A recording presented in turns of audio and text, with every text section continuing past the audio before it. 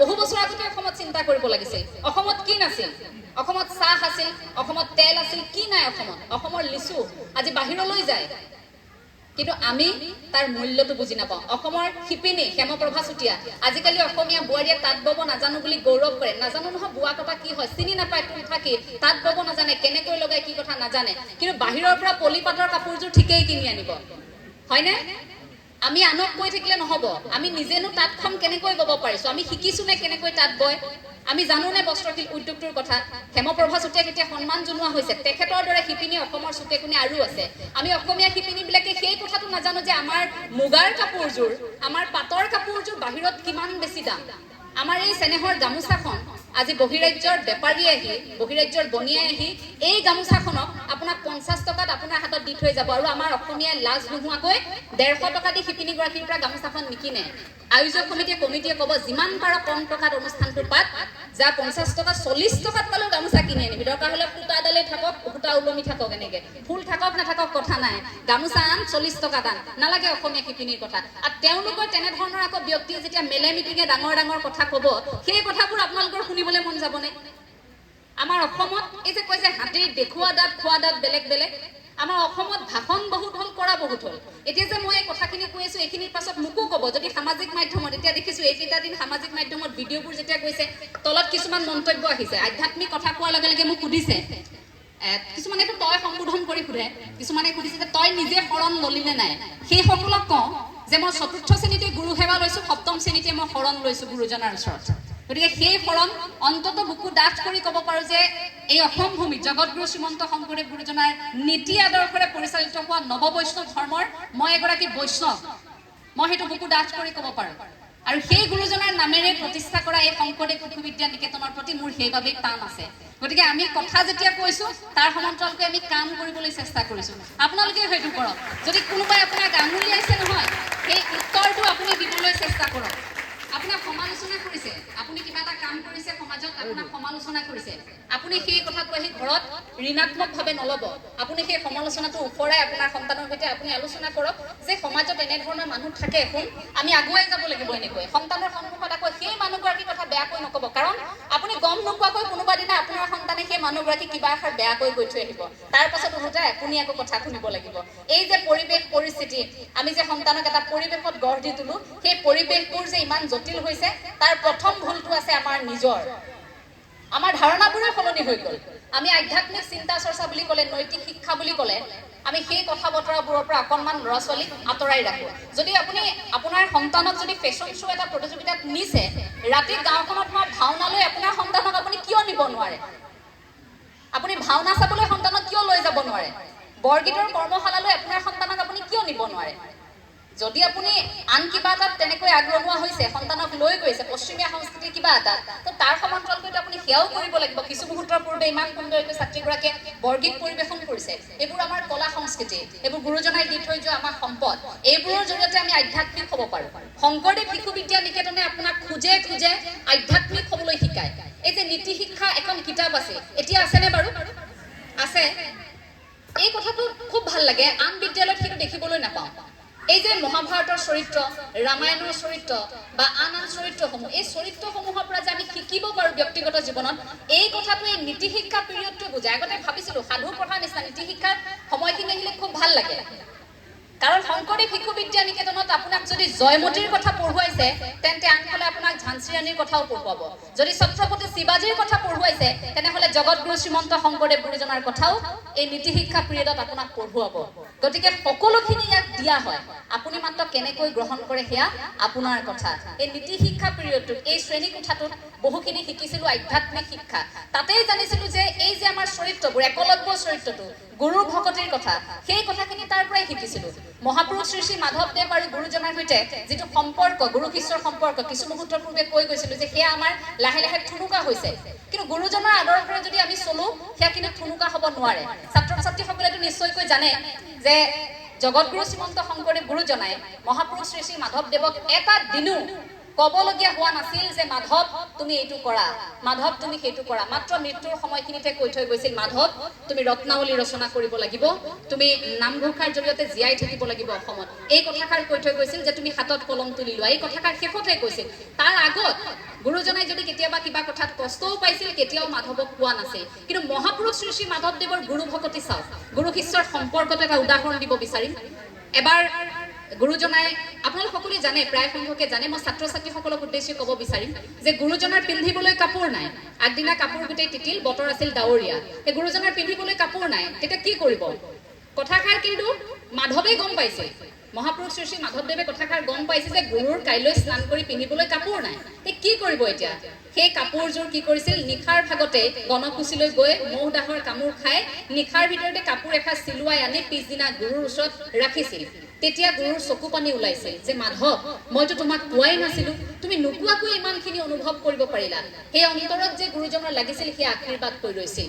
গুৰুজনাই স্নানাগাৰলৈ যোৱা সময়খিনিত এডাল গছে খুব আমনি কৰে, হাউলি থাকে, সদায় গুৰুজনাই হাউলি হাউলি তালৈ যাব লগা হয়। তেতিয়া মাধৱে দেখিলে গুৰুজনাই অসুবিধা পাইছে অকণমান, ক'বলৈ বেয়া পালে, নকলে, নোকোৱাকৈ কি কৰিলে মনে মনে সেই ডালটো কাটি খুব ধুনীয়াকৈ গুৰুজনাই যোৱা ঠাইত যাতে কোনো ধৰণৰ অসুবিধা নহয় তেনেকৈ সাজু কৰি ৰাখিছিল। সেয়া আছিল গুৰু ভকতি। পিছদিনা যেতিয়া মহাপুৰুষ শ্ৰী শ্ৰী শংকৰদেৱে যেতিয়া দেখিছে গছৰ ডালটো দেখোন নাই, তেতিয়া গম পাইছে যে এই কামটো মাধৱেই কৰিছে। মাতি আনি সুধিছিল, মাধৱ তুমি কৰিছা? বোলে হয় গুৰুদেৱ মই কৰিছিলো, কাৰণ আপুনি অসুবিধা পাইছিল।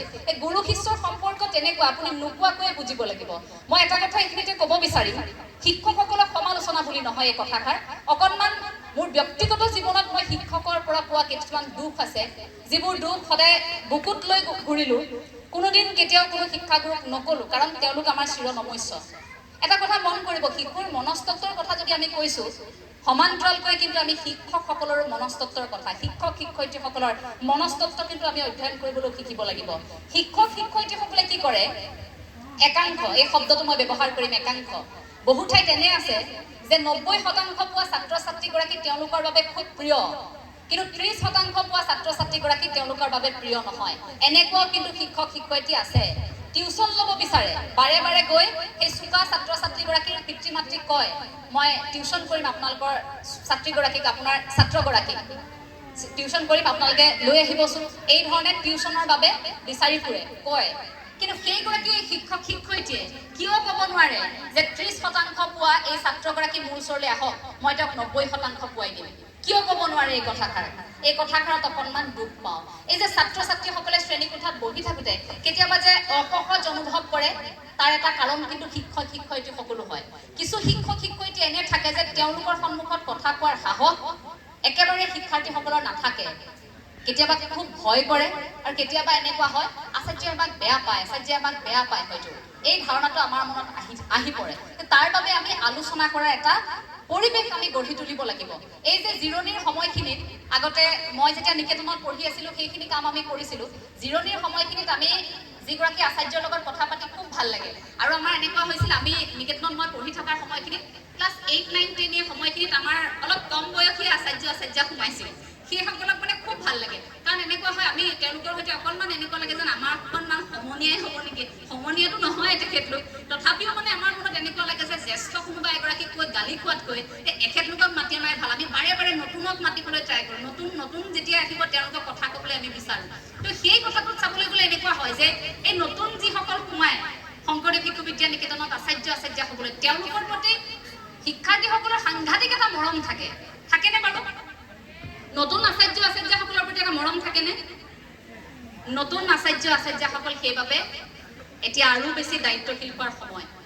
সেইদিনা আমি কথা পাতিছিলোঁ, মই যিখন বিদ্যালয়ত পঢ়ি আহিছিলোঁ, বিদ্যালয়ৰ আচাৰ্যৰ সৈতে কৈছিল যে প্ৰায় নতুনকৈ 2000 গৰাকী প্ৰশিক্ষণ গ্ৰহণ কৰিছে। আমাৰ সেইখন বিদ্যালয়তো, সেইখন নিকেতনতো বহু কেইগৰাকী আচাৰ্য নতুনকৈ সোমাইছে। আমাৰ দাদাৰ সৈতে পঢ়া, মোৰ সৈতে পঢ়া বহু বন্ধু বান্ধৱী এতিয়া কেইটামান দিন শংকৰদেৱ শিশু বিদ্যা নিকেতনৰ সেই পৰিৱেশটোৰ আমেজ ল'বলৈ আকৌ এবাৰ উভতি গৈছে। এটা কথা ভাবি চাওকচোন, তেওঁলোকে লাখ টকা দৰমহা নাপায় 60-70 হাজাৰ টকাৰ দৰমহা। তেওঁলোকে BMW লৈ নাহে, 5 ষ্টাৰ হোটেলত তেওঁলোকে খানা নাখায়। তেওঁলোকৰ জীৱনশৈলীটো আপোনালোকে চাব, খুব সাধাৰণ। প্ৰতিগৰাকী আচাৰ্যাৰ আপোনাৰ দেখিলেই মোৰ দুখ খাই যাব। সেইসকল আচাৰ্যাই খুব ন্যূনতম এটা প্ৰাপ্য লৈ, একেবাৰে যিটো নহ'লেই নহয় তেনে এটা প্ৰাপ্য লৈ আপোনালোকৰ সন্তানক জীৱন গঢ়াৰ বাবে সেইসকল ছাত্ৰ ছাত্ৰীক, জীৱন গঢ়াৰ বাবে সেইসকল আচাৰ্য আচাৰ্যাই অহোপুৰুষাৰ্থত ত্যাগ কৰিছে, সেইসকলৰ ওচৰত আপোনালোক কৃতজ্ঞ হোৱা উচিত। আজিও যেতিয়া সেইখন বিদ্যালয়লৈ উভতি যাওঁ, লক্ষী আচাৰ্যা, জয়া আচাৰ্যা, তেওঁলোকক দেখিলে আজিও মনটো কোনোবাখিনিত বেয়া লাগে। সেই ইমান বছৰ আগতে এৰি থৈ অহা আচাৰ্য আচাৰ্যাসকল এতিয়াও তেনেকৈ আছে। এনে নহয় যে আচাৰ্য আচাৰ্যাসকলে সুবিধা পোৱা নাই, বেলেগত সুবিধা পাইছে, কিন্তু নিকেতনখনৰ প্ৰতি ইমান এটা টান আছে, নিকেতনখনৰ প্ৰতি ইমান আৱেগ আছে, এই নিকেতনখন এৰি থৈ সকলো যাব নোৱাৰে। নিকেতনখন এৰাৰ পিছত আপুনি যেতিয়া ইয়াৰ আগেৰে পাৰ হৈ যাব, তেতিয়া আপুনি আপোনাৰ চকু পানী ওলাব। আজি আপোনালোকে অনুভৱ নকৰে, যেতিয়া আপোনাৰ সন্তান পঢ়ি শুনি ইয়াৰ পৰা ওলাই যাব, তেতিয়া আপুনি অনুভৱ কৰিব যে আমি কেনেকুৱা এটা পৰিয়ালত আছিলোঁ। এই পৰিয়ালটো কেতিয়াও আপোনালোকে ভাঙি যাবলৈ নিদিব। অসমৰ বৰ্তমান শিক্ষা ব্যৱস্থাত এই শংকৰদেৱ শিশু বিদ্যা নিকেতনৰ যথেষ্ট প্ৰভাৱ আছে। এই কথাটো সজোৰে ক'ব বিচাৰিম। এটা ধাৰণা কৰা হয় যে বিদ্যালয়খনক লৈ, যে বিদ্যালয়খন যদি ব্যক্তিগত হয়, বিদ্যালয়খন যদি খুব ভাল হয়, ভাল ভাল অট্টালিকা থাকে, যদি বিদ্যালয়খন তেনেধৰণৰ হয়, তেতিয়া যে ভাল ৰিজাল্ট কৰিব ছাত্ৰ ছাত্ৰী, নালাগে চৰকাৰী বিদ্যালয়লৈ যাবলৈ। যদিও এখন ব্যক্তিগত খণ্ডৰ বিদ্যালয়, মই সেই কথাটো ক'ম, এটা ধাৰণা আমাৰ মনত থাকে। সেই ধাৰণাটো অসমবাসী কেতিয়াবা এৰিব হ'ল, এতিয়াও কিন্তু সেয়া আছে। কিয়? শংকৰদেৱ শিশু বিদ্যা নিকেতনত পঢ়া ল'ৰা ছোৱালীয়ে খুব সুন্দৰকৈ ইংৰাজী ক'ব নোৱাৰে নেকি? তেওঁলোকেতো খুব সুন্দৰকৈ ইংৰাজী ক'ব পাৰে। তেওঁলোকেওতো শংকৰদেৱ শিশু বিদ্যা নিকেতনৰ পৰা যোৱা বা মাতৃভাষা মাধ্যমৰ পৰা যোৱা সেইসকল ছাত্ৰ ছাত্ৰীয়েওতো আজিৰ তাৰিখত খুব সুন্দৰকৈ তেওঁলোকে উচ্চ শিক্ষা গ্ৰহণ কৰি আছে, তেওঁলোকেতো বিভিন্ন পদবী দখল কৰি আছে। কিন্তু ধাৰণাটো কিয় যে ল'ৰাক ইংলিছ মিডিয়ামত পঢ়ুৱাবই লাগিব, ইংলিছ মিডিয়ামত পঢ়ুৱালেহে সি ইংৰাজীত ভালকৈ কথা ক'ব পাৰিব, এই ধাৰণাটো আমাৰ মনত কিয় আহে? এই কথাবোৰ, এই ধাৰণাবোৰ আমি লাহে লাহে আঁতৰাব হ'লোঁ। ছাত্ৰ ছাত্ৰীসকলক কম, মই কাহিনীটো কম আৰু তাৰ পাছতে সুধিম যে সেইগৰাকী কোন আছিল। আপোনালোকে কোনোবাই যদি জানে ছাত্ৰ ছাত্ৰীসকলক তেওঁলোকে কিন্তু ক'ব লাগিব। এটা শ্ৰেণী কোঠাত পাঠদান চলি আছে, চলি থকাৰ মাজতে দুয়োখন হাত নোহোৱা এগৰাকী বিশেষ ছাত্ৰী শ্ৰেণী কোঠাত বহি আছে আৰু শিক্ষাগুৰুৱে সুধিছে যে তোমালোকে আজি কোৱাচোন জীৱনৰ লক্ষ্য কি, কোনে কি হ'ব বিচৰা, এই কথাখিনি সুধিছে। প্ৰতিগৰাকীয়ে কৈ গৈছে, কোনোবা ডক্টৰ হ'ব, কোনোবা ইঞ্জিনিয়াৰ হ'ব, কোনোবা শিক্ষক হ'ব, এই কথাখিনি কৈ গৈছে। তাৰ পাছত সেই ছাত্ৰীগৰাকীক সুধিছিল, যিগৰাকী ছাত্ৰীৰ দুয়োখন হাতেই নাই, সেই ছাত্ৰীগৰাকী বিশেষভাৱে সক্ষম এগৰাকী ছাত্ৰীগৰাকীক সোধোতে ছাত্ৰীগৰাকীয়ে কৈছিল, এই বিশাল আকাশখনত মই ইমূৰৰ পৰা সিমূৰলৈ উৰি থাকিব বিচাৰোঁ।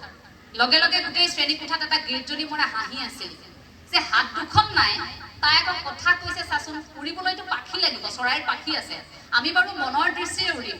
তথাপিও সেইগৰাকী ছাত্ৰীয়ে হাত দুখন নাইকিয়া ছাত্ৰীগৰাকীক কেনেকৈ উৰিব, এনেকৈ তাচ্ছিল্য কৰিছিল লগৰবোৰে।